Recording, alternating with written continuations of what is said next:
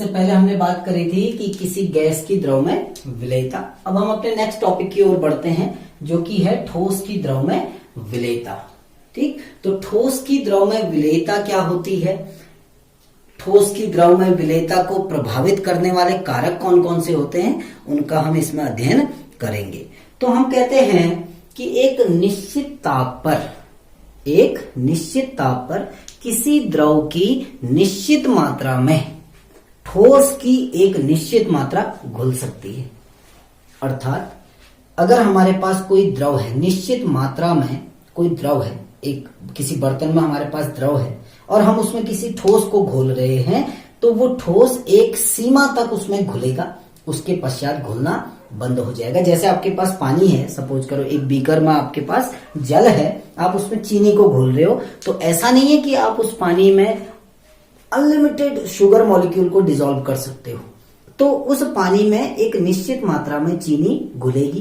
एक स्थिति ऐसी आएगी जब चीनी घुलना बंद कर देगी। जब चीनी घुलना बंद कर देगी या जब विलेय उस विलायक में घुलना बंद कर देगा, तो ऐसे स्थिति को हम कहते हैं संतृप्त विलयन के निर्माण की स्थिति। यानी हमारा कैसा विलयन बन गया, संतृप्त विलयन बन जाता है। और संतृप्त विलयन जब बनता है तो जब जिस चीनी को हम घोलेंगे वो घुलने के बजाय उस पात्र के नीचे इकट्ठा होना प्रारंभ हो जाती है। तो हम कहते हैं कि वह विलयन जिसमें किसी निश्चित ताप पर, एक ऐसा विलयन जिसमें किसी निश्चित ताप पर और अधिक विलेय को न घोला जा सके, उसे कहा जाता है संतृप्त विलयन। और किसी संतृप्त विलयन के निर्माण में निश्चित मात्रा के विलायक में विलेय की जितनी मात्रा घुलती है वो उस ठोस की उस द्रव में विलेयता कहलाती है। सामान्य से शब्दों में यदि हम कहें तो हम कहते हैं कि विलायक की एक निश्चित मात्रा में विलेय की जितनी अधिकतम मात्रा घुल सकती है किसी एक निश्चित ताप पर, वो उस ठोस की उस द्रव में विलेयता कहलाती है। अर्थात ठोस की द्रव में विलेयता क्या हुई कि किसी ठोस की वह मात्रा जो निश्चित ताप पर किसी निश्चित आयतन वाले द्रव में घुलती है, उसको कहते हैं ठोस की द्रव में विलेयता। अब जब कोई ठोस किसी द्रव में विलेय होता है तो उसके विलेय के दौरान क्या क्या प्रक्रम होते हैं। अब प्रक्रम क्या होते हैं, देखो ये ध्यान रखना, जब एक संतृप्त विलयन बनता है तो संतृप्त विलयन में जो ठोस अवस्था में जो कण हैं और जो विलयन में जो कण घुल गए हैं, दोनों के बीच में एक साम्यावस्था होती है। अर्थात यदि हम चीनी को पानी में घोल रहे हैं, ठीक, तो चीनी एक सीमा के बाद उसमें घुलना बंद कर देगी। तो उस स्थिति में क्या होता है कि चीनी के कण पात्र के नीचे बैठने लगते हैं। हमें क्या महसूस होता है कि चीनी ने घुलना बंद कर दिया है, लेकिन ऐसा नहीं होता है। कि जब हमारे पास एक संतृप्त विलयन है, यानी एक संतृप्त विलयन है चीनी का, संतृप्त विलयन है किसका, शर्करा का एक विलयन है। अर्थात इस विलयन में जितनी चीनी घुलनी थी वो घुल गई। अब आप थोड़ी सी भी चीनी अगर इसमें मिलाओगे तो वो कहां बैठ जाएगी, नीचे। अर्थात हम क्या समझेंगे कि चीनी ने घुलना बंद कर दिया, लेकिन ऐसा नहीं होता। यहां पर एक साम्य की स्थिति लागू होती है कि आपने 4 कण चीनी के मिलाए, वो चीनी के कण घुले और विलयन में से 4 कण चीनी के कहां बैठ गए, नीचे।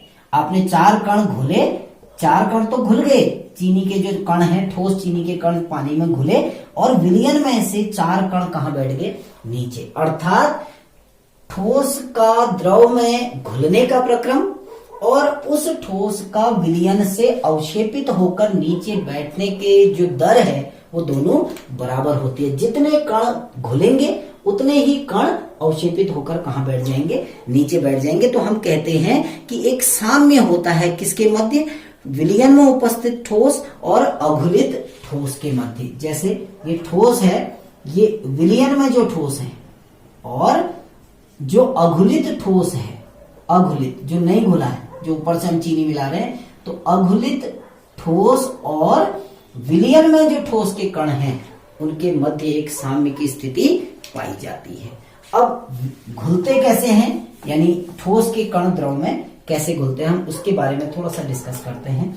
तो होता क्या है, जब हम किसी ठोस को किसी द्रव के संपर्क में रखते हैं, आप मान के चलो ये हमारे पास द्रव है, इसमें हमने कुछ ठोस के कणों को रखा है, तो हमें पता है जो ठोस के कण होते हैं वो गति तो नहीं करते हैं, क्योंकि ठोस को हमने पढ़ा है ठोसों में गतिशीलता नहीं होती, लेकिन मॉलिक्यूलर वाइब्रेशन होते हैं, ऊष्मीय दोलन होते हैं। मॉलिक्यूलर वाइब्रेशन, अपने स्थान पर उसके कण क्या करते हैं, गति करते हैं।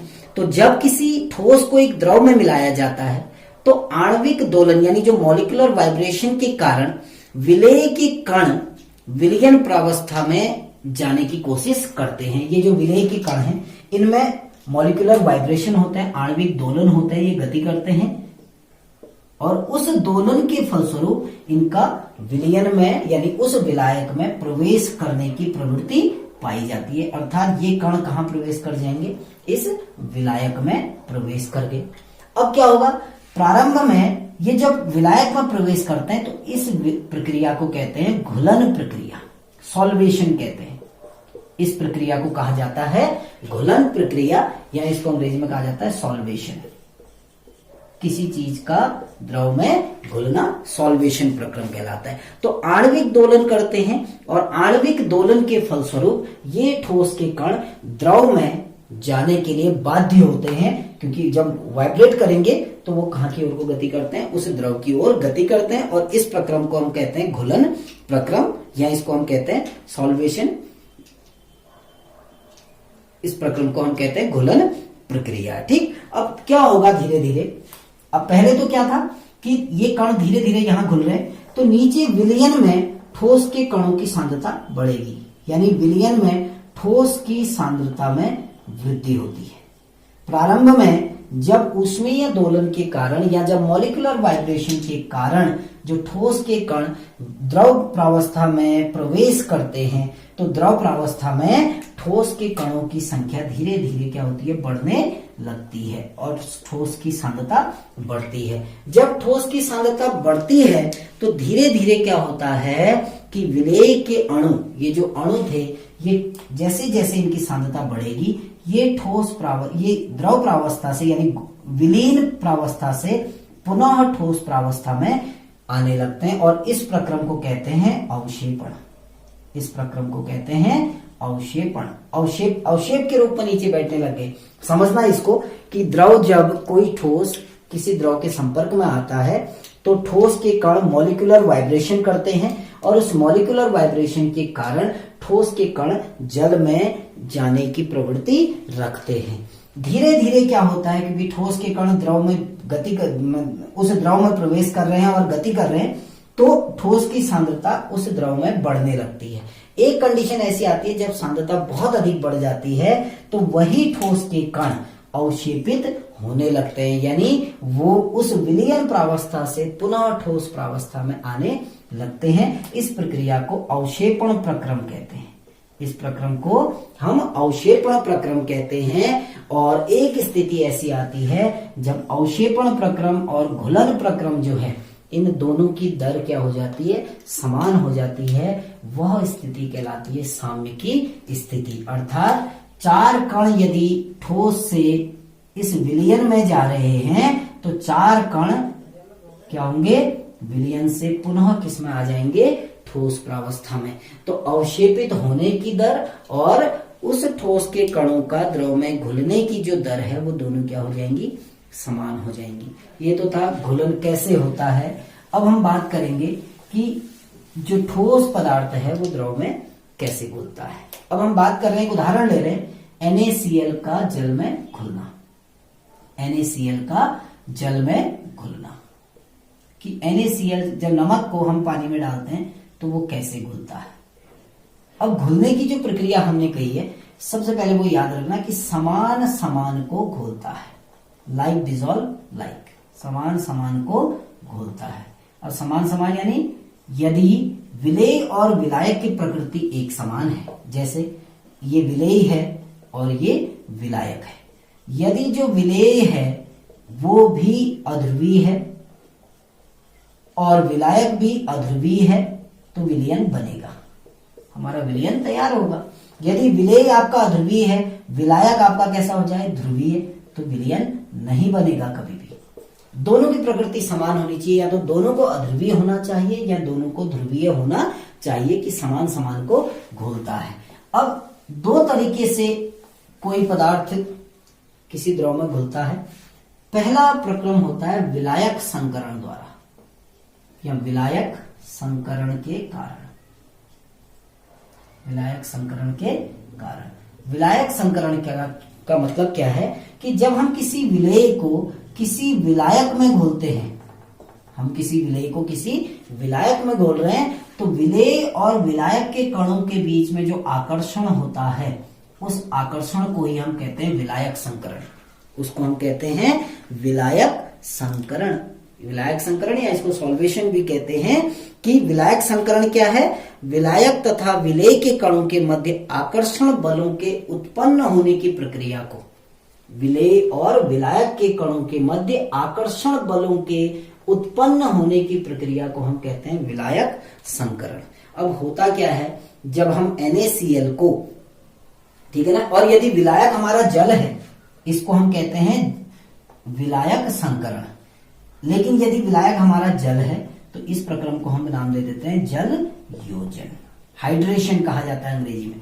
वैसे तो विलायक संकरण को हम कहते हैं सॉल्वेशन,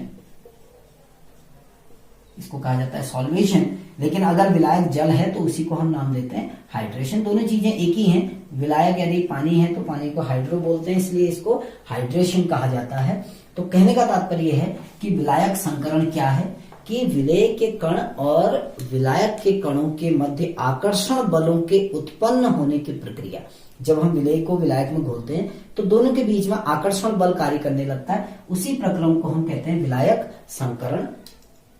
उस जो विधि है, जो प्रक्रम है, उसको विलायक संकरण कहा जाता है। कैसे होता है देखिए, जब हम NaCl को, सपोज करो ये हमारा NaCl का एक क्रिस्टल है, हमने परसों ठोस अवस्था में पढ़ा हुआ है, ये NaCl का एक क्रिस्टल है मान के चले। तो जब हम NaCl को जल के साथ घोलते हैं तो होता क्या है, विलायक संकरण की प्रक्रिया स्टार्ट होती है। अर्थात जल के कण क्या करते हैं, इस, क्योंकि जल एक कैसा पदार्थ है, वो होता है पोलर नेचर का, ध्रुवीय प्रकृति का। तो जल जो है, जल के कण विपरीत आवेशित आयन के साथ जुड़ने लगते हैं। समझ रहे हैं? ये आपका H2O है, ये इसका पॉजिटिव एंड है, ये भी पॉजिटिव, ये नेगेटिव। अब जो जल का जो ऑक्सीजन है वो ऋणावेशित है, तो अगर जल के सामने कोई Na पॉजिटिव आयन आ रहा है तो जल के कण इस प्रकार व्यवस्थित हो जाते हैं कि इस Na पॉजिटिव के सामने ऑक्सीजन का परमाणु आएगा और इन दोनों के बीच में विपरीत आवेश है, तो इनके बीच में एक आकर्षण बल कार्य करने लगता है। ऐसे ही यहाँ ये ऋणावेश है, तो यहाँ पर जल का जो पॉजिटिव एंड है, जो धनात्मक सिरा है, वो यहाँ पर आने लगेगा और इनके बीच में एक आकर्षण बल कार्य करने लगता है। उसी को कहा जाता है विलायक संकरण। अब होता क्या है, इन आयनों को परस्पर बांधे रखने के लिए जिस ऊर्जा की आवश्यकता होती है उसको जालक ऊर्जा कहा जाता है। ये जो इन आयनों के बीच में जो आकर्षण बल कार्य कर रहा है उसको जालक ऊर्जा का नाम देते हैं और इस ऊर्जा को कहते हैं जलयोजन ऊर्जा। जल के कण जुड़ रहे हैं तो विलायक संकरण को हम जलयोजन भी कहते हैं यदि जल का प्रयोग हो। तो ये कौन सी, ये आकर्षण बल क्या है, जलयोजन, और आयनों को परस्पर बांधे रखने वाला आकर्षण बल क्या है, आपका जालक ऊर्जा। यदि जो ये हाइड्रेशन एनर्जी है या जो जल योजन ऊर्जा है, यदि जल योजन ऊर्जा का मान अधिक है किससे, जालक ऊर्जा से, जालक ऊर्जा से अधिक है जल योजन ऊर्जा का मान, तो क्या होगा, ये अपनी ओर खींच रहा है जल का अणु और जालक ऊर्जा कम है तो ये टूट जाएगा और ये जो Na पॉजिटिव है ये किसके साथ जुड़ जाएगा, H2O के साथ। ऐसे ही ये बंध टूट जाएगा और ये Cl नेगेटिव किसके साथ चला जाएगा, H2O के साथ। तो इस प्रकार जो ऋणावेशित आयन है वो चारों ओर से धनावेशित आयनों द्वारा, यानी जो जल का जो पॉजिटिव एंड है उससे घिर जाएगा इस प्रकार से, और स्थायी रूप से एक दूसरे से अलग अलग हो जाएंगे। कौन से, धनावेशित और ऋणावेशित। ऐसे ही जो NaCl का जो पॉजिटिव सिरा है वो जल के ऋणावेशित सिरे से जुड़ जाएगा और इस प्रकार Na और Cl आयन एक दूसरे से अलग अलग हो जाते हैं और वह जल में विलीन हो जाते हैं। मैं दोबारा से इसको रिपीट कर रहा हूं। विलायक संकरण होता है कि जब किसी विलेय को किसी विलायक में घोला जाता है तो विलेय और विलायक के कणों के मध्य आकर्षण उत्पन्न होने लगता है, उसी को कहा जाता है विलायक संकरण। अब उदाहरण दे रहा हूं, यदि विलायक आपका जल है तो उसको हम कह देते हैं सॉल्वेशन, या उसको नाम दिया जाता है जल योजन। अब उदाहरण के लिए आपके पास एक NaCl का क्रिस्टल था, उसको आपने पानी में घोला तो क्या हुआ? जल कैसा विलायक है? जल एक आपका पोलर मॉलिक्यूल है। जल के दो पोल होते हैं, प्लस और माइनस, जो हमने यहाँ शो किए हुए हैं।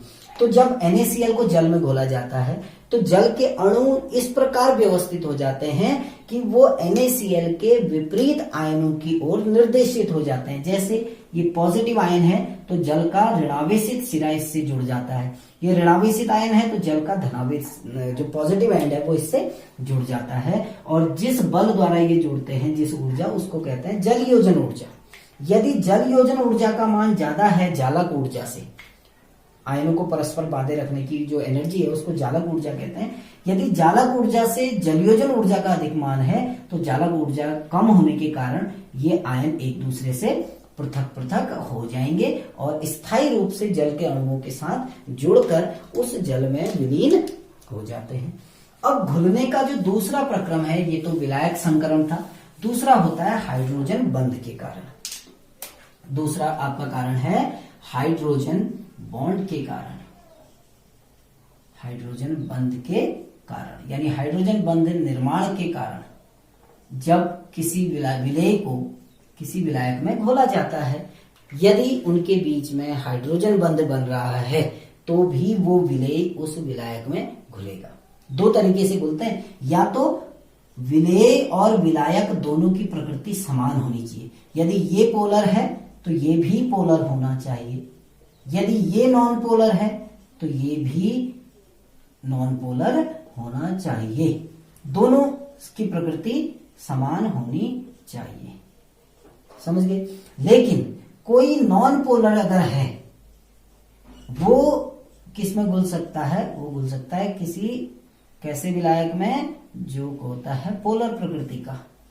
लेकिन कब? यदि इनके मध्य क्या बन रहा है आपका हाइड्रोजन बॉन्ड, हाइड्रोजन बंध यदि बने। जैसे उदाहरण देता हूं, चीनी है, आपकी जो चीनी है वो अध्रुवीय होती है। चीनी कैसी है? अध्रुवीय। और जल कैसा होता है? ध्रुवीय। जल कैसा है?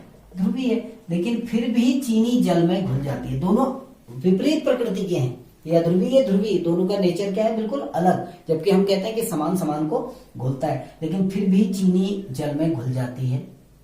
किसके कारण? हाइड्रोजन बंध के निर्माण के कारण। क्योंकि चीनी के जो कण होते हैं वो जल के साथ हाइड्रोजन बंध बनाते हैं। यदि हाइड्रोजन बंध बनेगा तो भी वो जल में विलेय होगा। अब जो चीनी है, चीनी के अणु के अंतिम सिरे पर कुछ हाइड्रोक्साइड समूह होते हैं।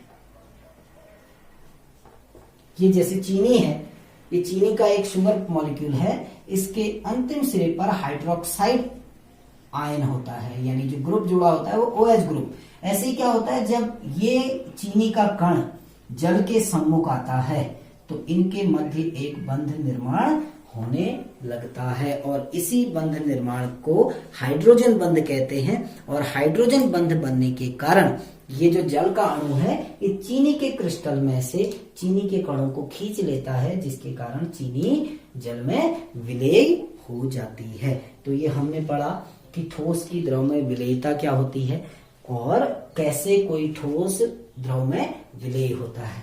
इसके बाद हम पढ़ते हैं ठोस की द्रव में विलेयता को प्रभावित करने वाले कारक। विलेयता को प्रभावित करने वाले कारक कि कौन कौन से ऐसे कारक हैं जो ठोस की द्रव में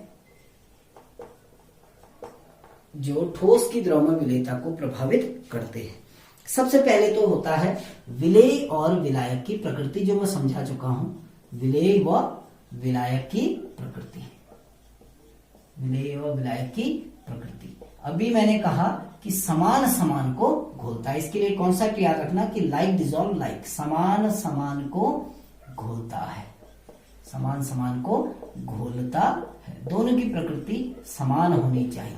यदि एक विलेय अध्रुवीय है तो विलायक भी अध्रुवीय होना चाहिए। यदि दोनों की प्रकृति समान है, दोनों अध्रुवीय हैं या दोनों ध्रुवीय हैं, तो वो विलेय उस विलायक में घुलेगा, अन्यथा नहीं घुलेगा। दूसरा कारक होता है आपका टेम्परेचर या ताप।